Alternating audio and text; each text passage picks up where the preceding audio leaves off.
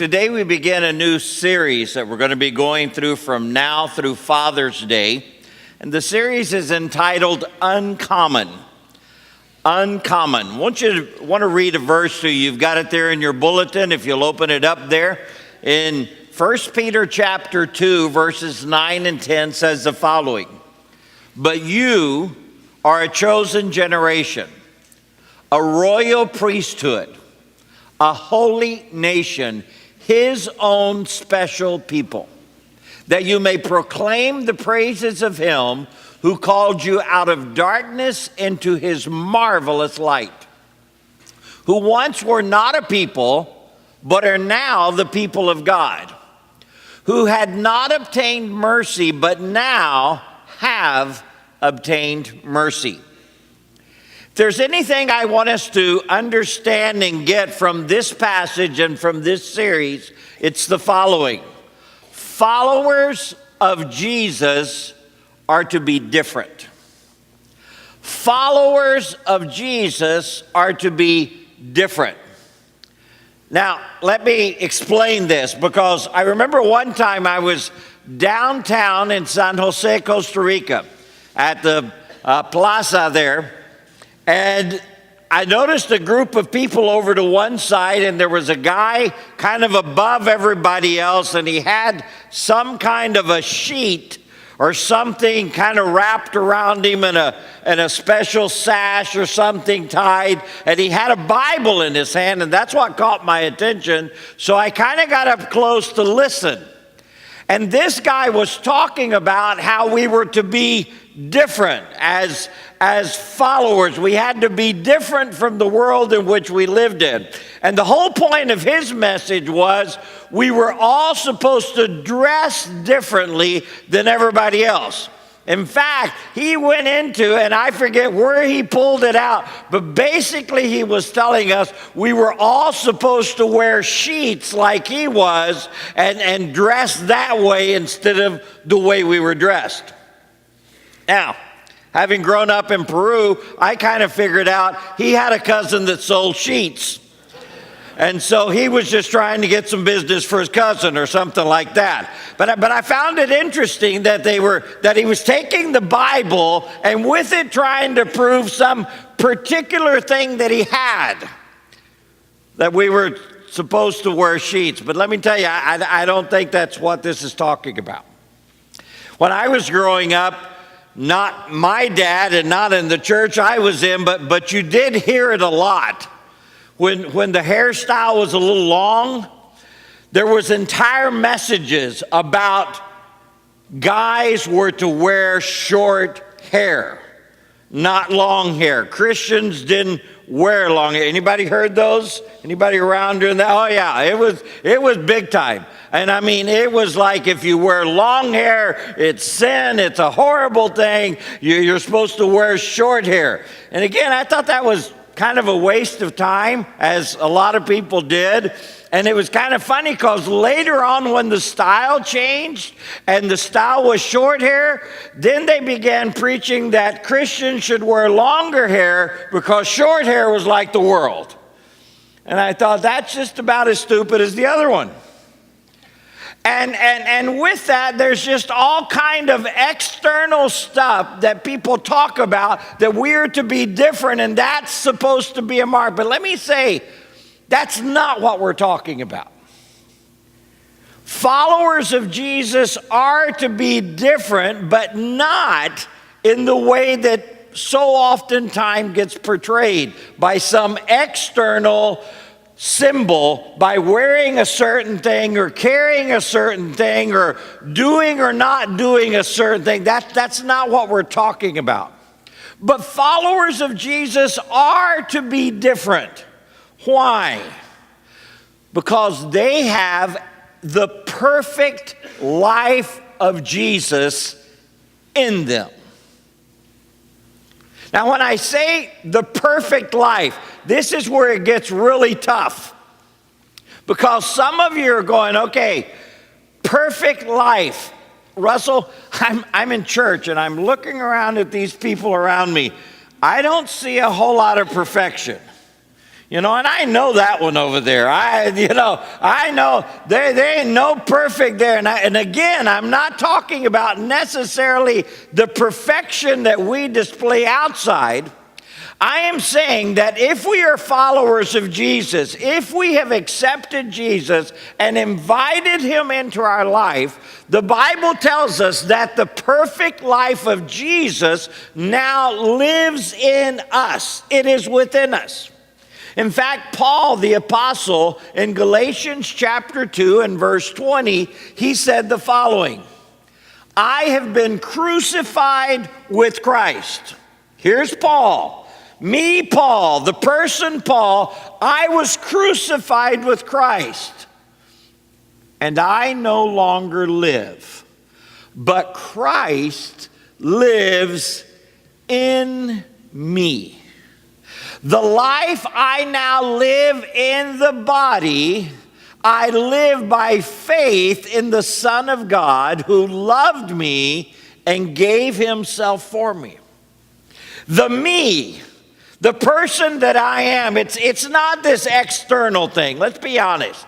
I mean, this external, it changes, okay? It changes quite a bit. This year is a big year for me. Here in 9 days, Bev and I will be married 40 years. And I want you to know, she did not marry this. Okay?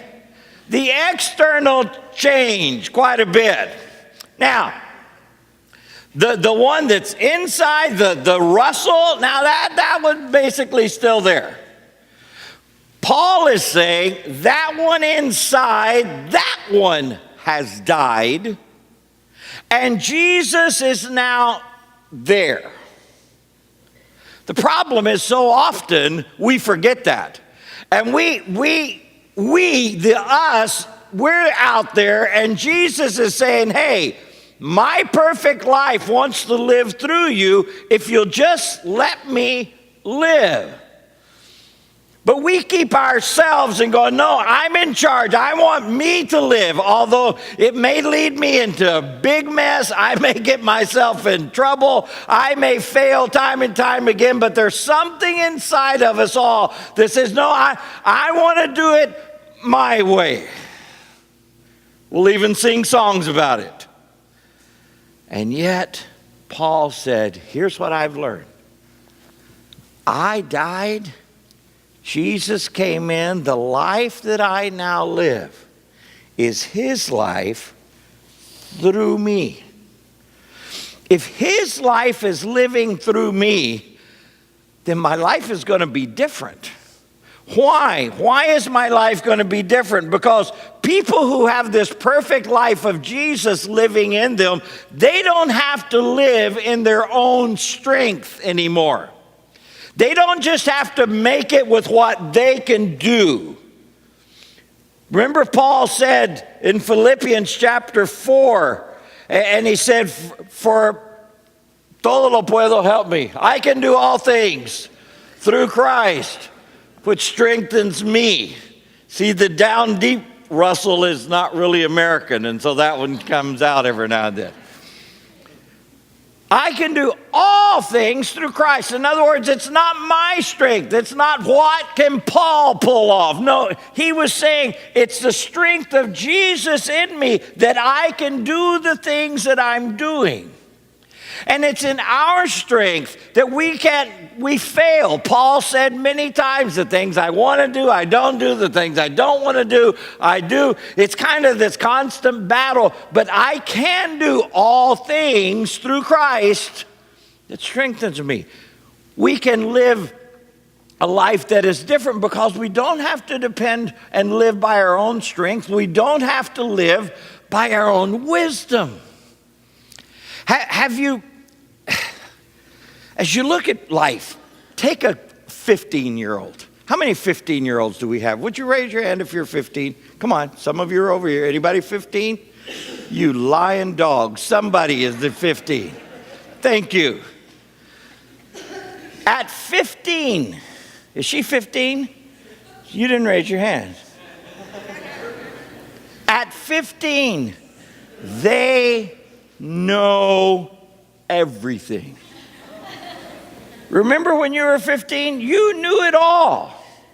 You had it all figured out. You knew what your parents were doing wrong. You knew what the teachers were doing. You knew at 15 you were no longer in middle school. You had moved up to the big leagues and you knew it all. Then you went to college and you figured out that there may be one or two things that you didn't know. Now, you still knew most things, but you didn't get it all. You knew now that you were single, you knew everything wrong your married friends were doing.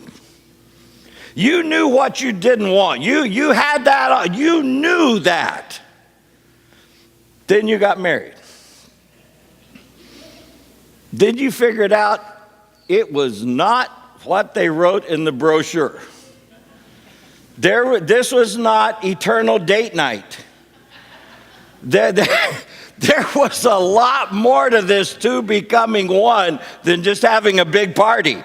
You thought the wedding was fun. Let me tell you, the wedding is a breeze compared to life. Becoming one is this wow.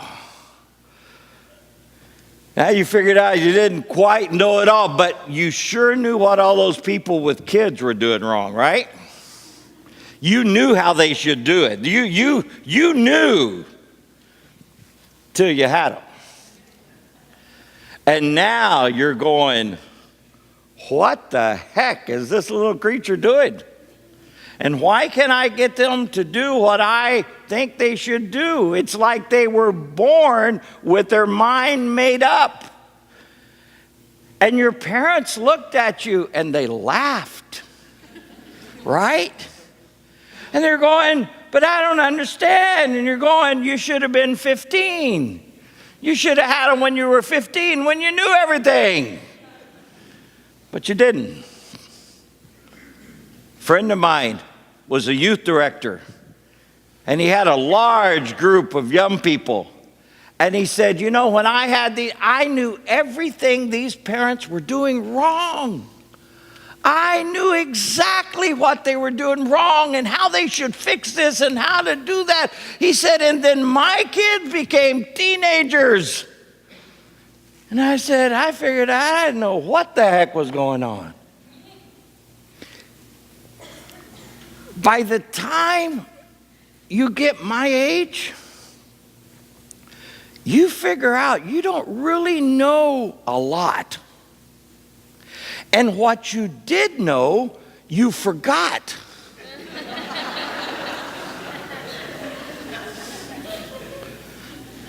See, and some of you are going, I'm getting there. I understand. I know where this is going. See, but we have the perfect life of Jesus in us. So we don't have to just make it on our own wisdom. Because the Jesus who knows and understands the entire universe, he is there and has said, if you will ask, you will receive. If you will seek, you will find. If you'll knock, it will be open. You just got to seek. You just got to ask. You just got to knock. You just have to stop thinking you can do it your way, and you have to come to Jesus. Jesus, what should I do? Don't just do what would Jesus do. No, do Jesus, what should I do? Ask him directly, and he'll show you. And if you follow what he says, I guarantee you, your life will be different. Because they have a perfect life of Jesus and because of their position before God. Go back to that 1 Peter 2, 9 and 10. You've got it right there in your bulletin. It says, we are a chosen generation. Chosen. Have you ever been in one of those deals where they divide up in teams and two captains are choosing? Have you ever been the last one? Have you ever been the second half? You feel like when we do this at my middle school group, you just, all right, we got 2 teams, and everybody's going, please, pick me first, please, I don't want to be the last one. We are chosen by God. We are a royal priesthood. We are a holy nation, set apart. And I love this. God's own special people. Let me ask you something.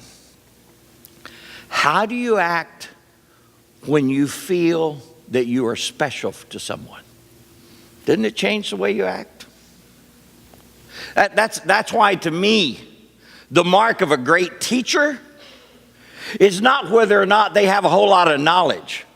I had some teachers that were brilliant. They were just horrible teachers.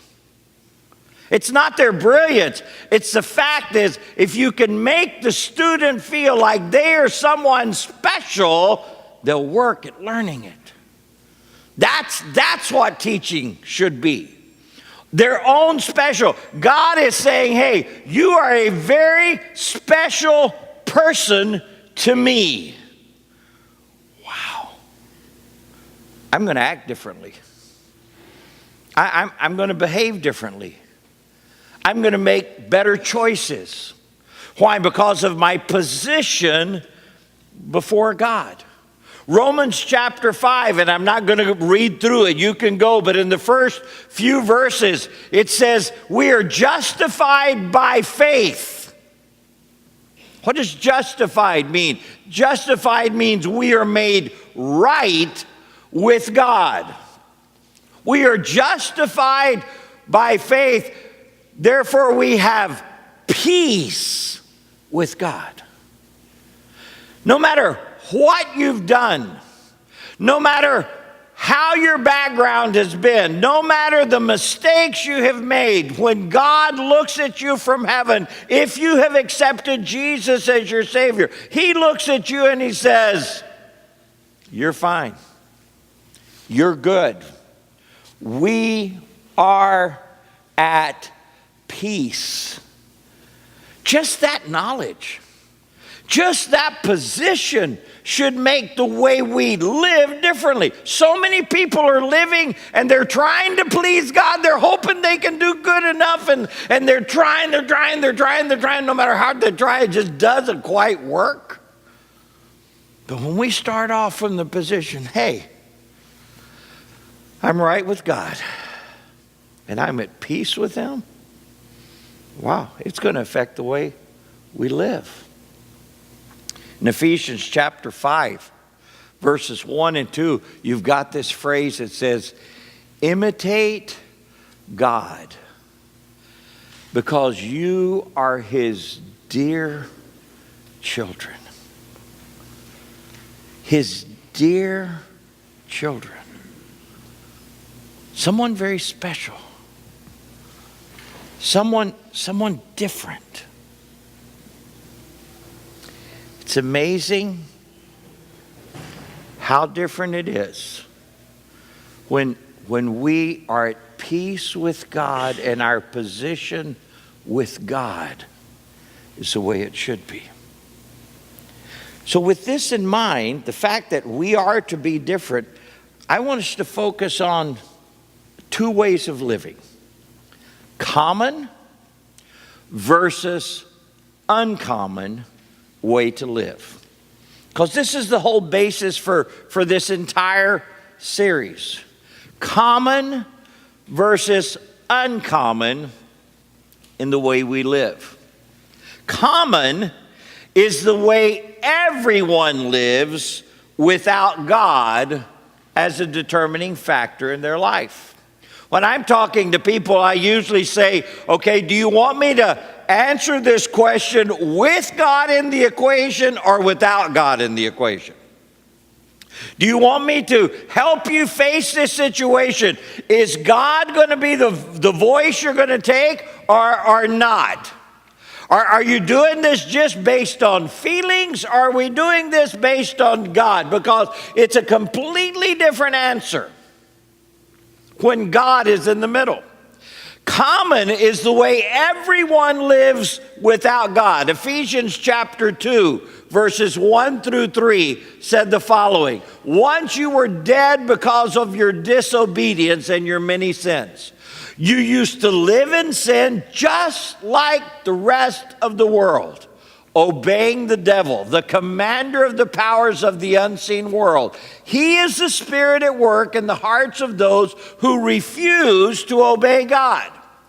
All of us used to live that way, following the passionate desires and inclinations of our sinful nature, but our very nature, or by our very nature, we were subject to God's anger, just like everyone else.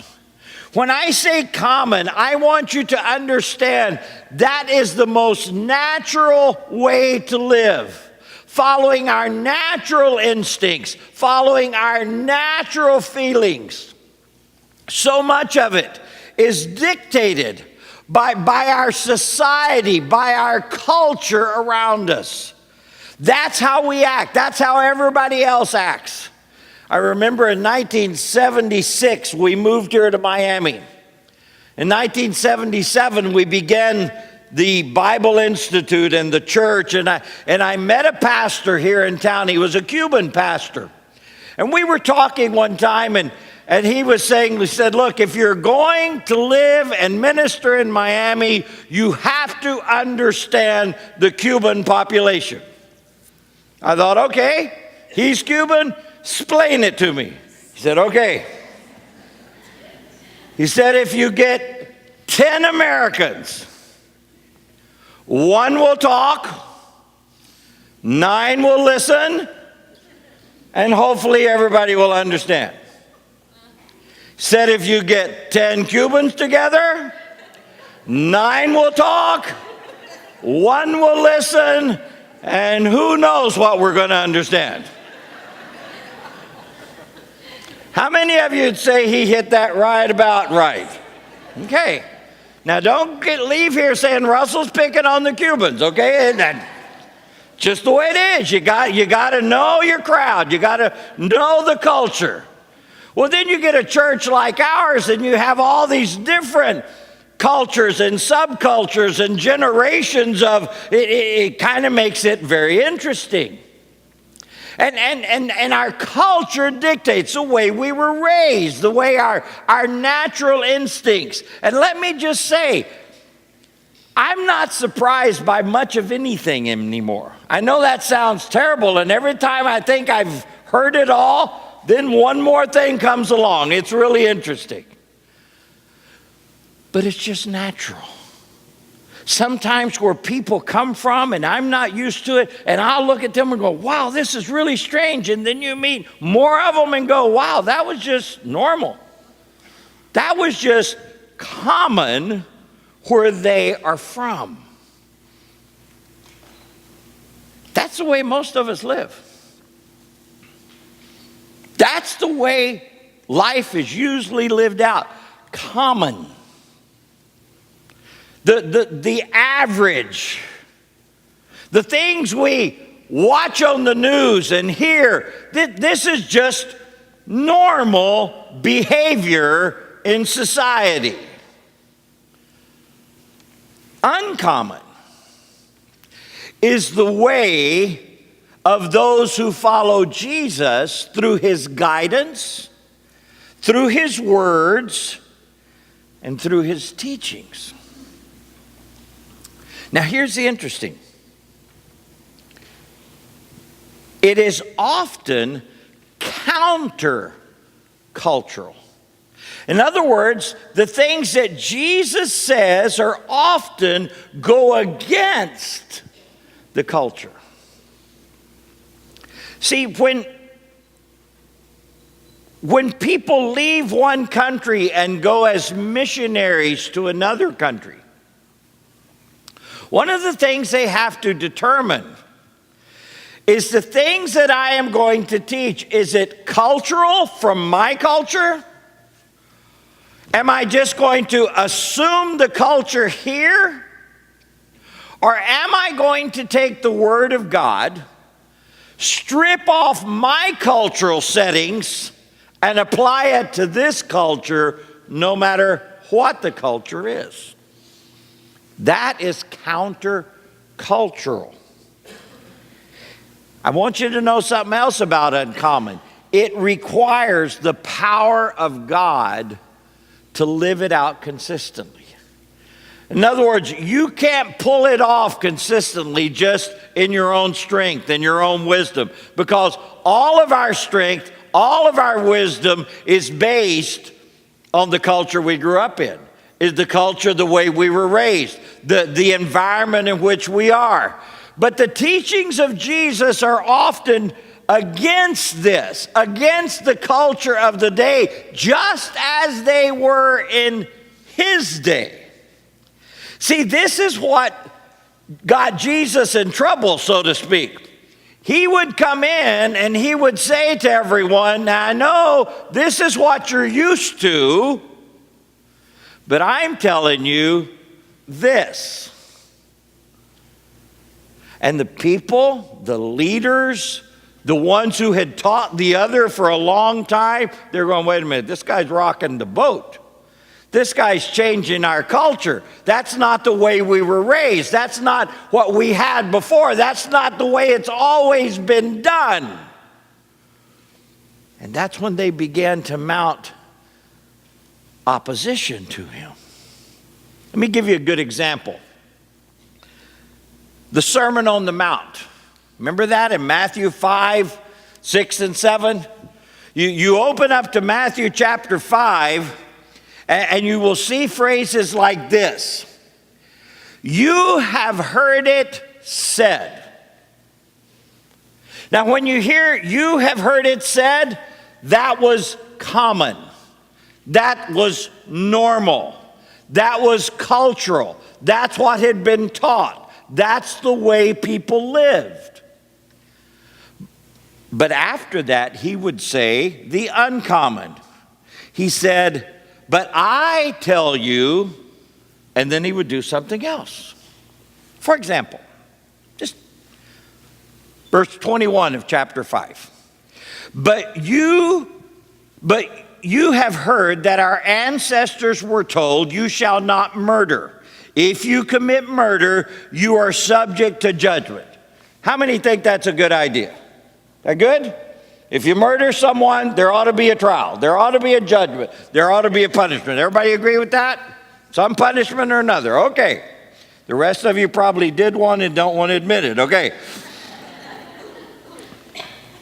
But I say, if you are even angry with someone, you are subject to judgment.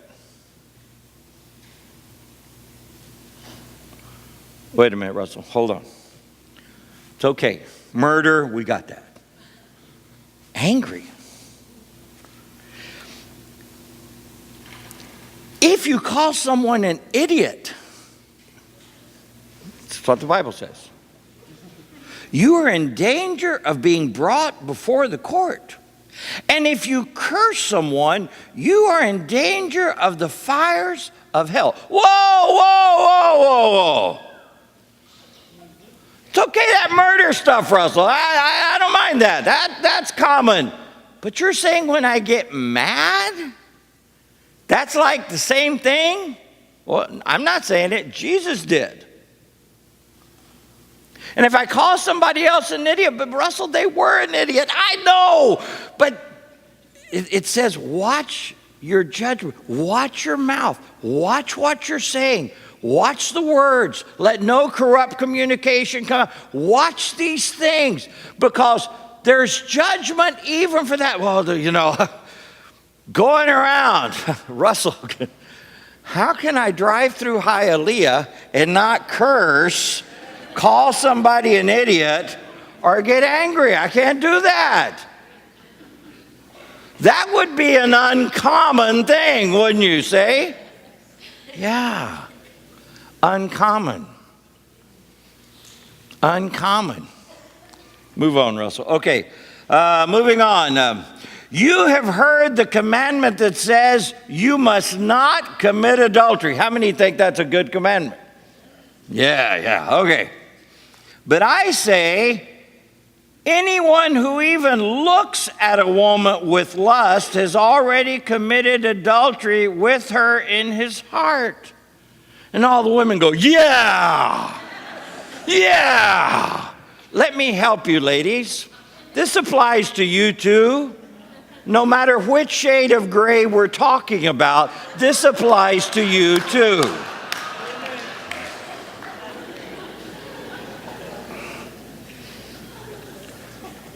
But Russell,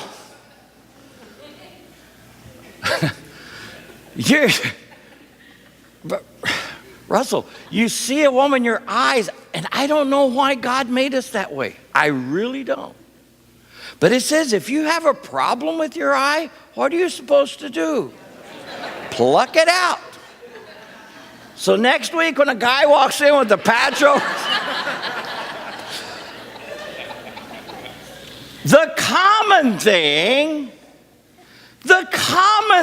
is just, wow, that's common. But we're not supposed to be common. We're supposed to be uncommon. Yeah, those guys. No, ladies, please. You may not look at us, but you see how we act and go, isn't he so nice? Look at the way he treats. Oh, look, he opened the door. He went to Jared's. Whatever your thing is. No. Russell, keep moving. Okay, what I'm saying is there's a whole chapter of this. And when you get over that chapter, he's got 6 and 7. The common way to live and the uncommon way to live.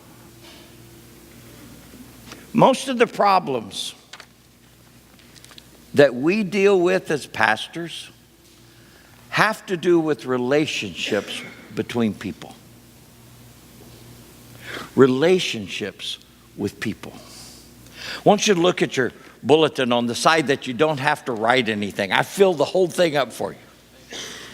It's asked this question: are you common or uncommon in your dealings with others? Are you common or uncommon in your dealings with others? Galatians 5 says, I say then, walk in the Spirit. That is uncommon. And you shall not fulfill the lust of the flesh. That is common. For the flesh lusts against the Spirit, and the Spirit against the flesh, and these are contrary to one another, so that you do not do the things you wish. But if you are led by the Spirit, if you will do the uncommon, you are not under the law. Now the works of the flesh, the normal, the common stuff, the things you see every day, the things you read about, the things you see on television, the conversations that you have, the actions of the general public are adultery, fornication, uncleanliness, lewdness, idolatry, sorcery, hatred, contentions, jealousies, outbursts of wrath, selfish ambition, dissensions, heresies, envy, murders, drunkenness, revelries, and the like. And you're going, whoa, Russell. There's some bad stuff on that list. I don't do that. Yeah, but the amazing thing about God's list is there's always one or two things in the list that we kind of do, right? We're getting to feel real good that we're not into the adultery, fornication thing, and then it gets down there to the jealousy thing, and the hatred thing, and the contention thing, the picking little fight thing. That's a sport in middle school. And yet it says, no, that's the common stuff. You know, in the New Testament, there's a bunch of verses that talk about the one another's. And here's a list of the negative ones, okay? The common things: burning in lust for one another, judging one another, depriving one another, biting one another, devouring one another, consuming one another, provoking one another, envying one another, lying to one another, hating one another, speaking evil of one another, grumbling against one another. Some of you do that right here in church. When is he going to finish? Hurry up. It says that's common. That's normal. That's not the way someone who is following Christ should behave. That shouldn't be a part of our life. And I'm going to be honest with you. How many have to look down that list and go, dang, at least one or two or maybe three or four of those kind of are common in my life? Would you be honest? I mean, this is confession time. You don't have to point out which one. Just, yeah. That's not the way we're supposed to treat people. That's not the way we're supposed to deal with people. But the fruit of the Spirit is love, joy, peace, long-suffering, kindness, goodness, faithfulness, gentleness, self-control. Against such, there is no law. You're never going to get in trouble for doing those things. It's just, nobody says, listen, I don't want you to be good. You just stop being good. No. It's there. It says the positive one another's, members of one another, kindly affectionate to one another, giving preference to one another, even leaving church when it's crowded, of the same mind toward one another, loving one another, edifying one another, receiving one another, admonishing one another, greeting one another, waiting for one another, having the same care for one another, through love serving one another, bear one another's burdens, bearing with one another in love, be kind to one another, forgiving one another, submitting to one another, esteeming others better than yourself, comforting one another, confessing our trespasses one to another, praying for one another, being hospitable to one another. Russell, why are you reading all this? Because I don't want you to ever say, I had never heard that. Now, I'm going to be honest with you. It's tougher to do the right side than it is to do the left side. The most common thing in the world is to do what's on the left side of the sheet.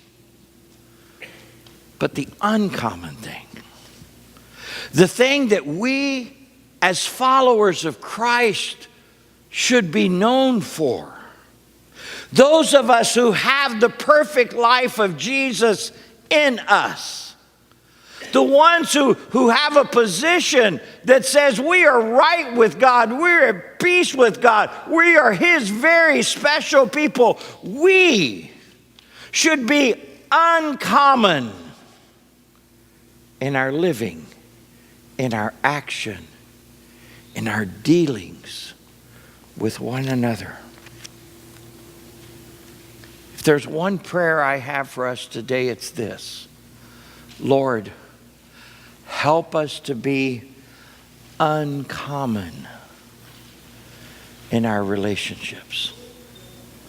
Help us to be uncommon in our relationships. Over the coming weeks, we want to talk about uncommon women, uncommon love, uncommon respect, uncommon forgiveness, and uncommon men.